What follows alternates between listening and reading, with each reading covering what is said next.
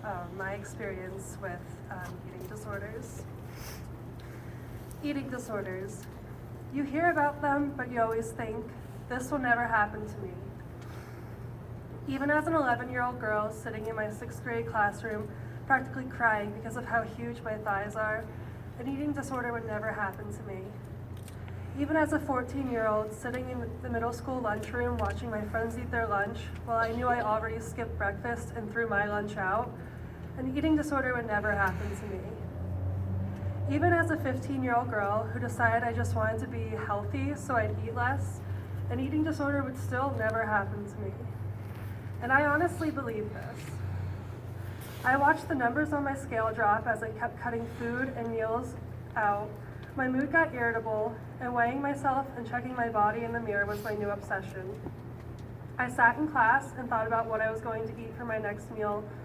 No, I'm sorry. I thought about if I would eat for my next meal, more than I thought about what I was learning. I started to hate activities I was a part of, such as dance team, because it exerted so much energy that I didn't have.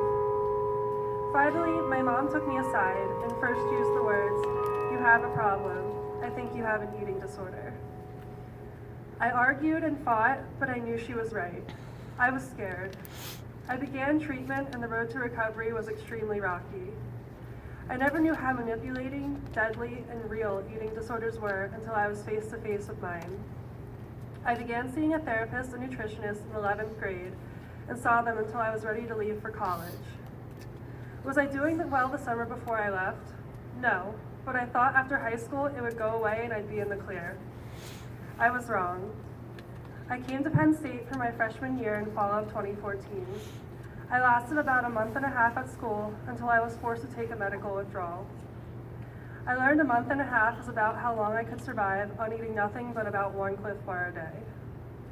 I went to an inpatient program at an eating disorder center called Renfrew in Philadelphia, and I was there for 4 weeks. It was my living hell, but I also knew it was necessary. Since then, it hasn't been easy. I returned to school here the next year, but I've still been in a lot of programs and therapies to help me cope with certain things and continue working to full recovery.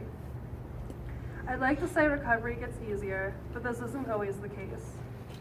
It's when it's the hardest that it counts the most, because if you can overcome your darkest times, then you're that much closer to being free. Now, although I still struggle with this daily, the voices in my head are much quieter, and I'm able to put all of the energy I used on my eating disorder into something more positive, such as the National Eating Disorder Association's walk I am coordinating for the spring here in State College, as well as trying to start a club for body image and eating disorder awareness. I am beginning to accept myself in a way I never knew was possible, and I feel like I am finally getting close to that light at the end of the tunnel. I know it is possible to recover from this disorder now, and I also know I want to. I'm not scared anymore. I'm ready to be free. I wish I could say everyone's story ends as happily as mine seems to be, but that's not the reality. Eating disorders take the lives of many every year, and I know that easily could have been me. One of the girls I went to Renfrew with passed away a few months after I had left, and it left me heartbroken. If anyone here has lost someone to an eating disorder, I'm so sorry.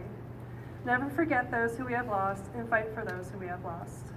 We need to remember how serious of an issue this is and start talking about it so that we can save those who suffer and have more self-loving recovery warriors in our lives. Thank you.